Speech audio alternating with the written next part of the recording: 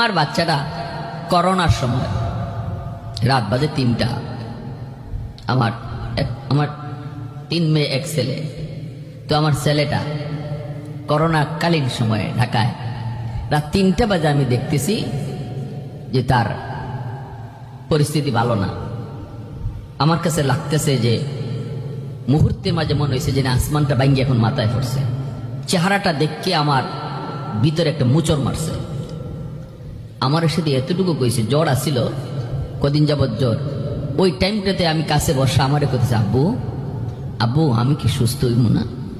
আল্লাহকে আমলে ভালো করতে না।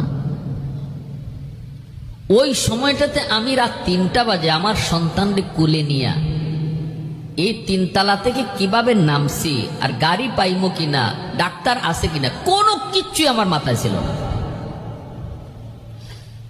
কোথায় যামু, কোথায় কি করবো, ডাক্তার আসেনি না নাই, কারে ফোন দিব, কোনো কিছু আমার মাথায় ছিল না। শুধু খালি আমি একটাই বলছি, তাড়াতাড়ি আমার সন্তানকে খুলে দাও।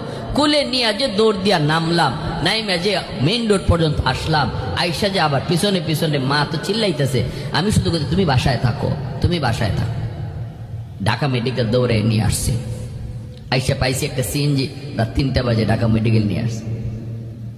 তখন চোখ দিয়ে পানি পড়ছে, আর এই কথাটাই ভাবছি, আজকে আমি আমার সন্তানের জন্য যতটুকু মায়া কইরা রাত্রে দিন বানায়া কোনো কিছু চিন্তা না করে জীবনের রিস্ক লইয়া আমি আমার সন্তান নিয়ে দৌড় দিছি।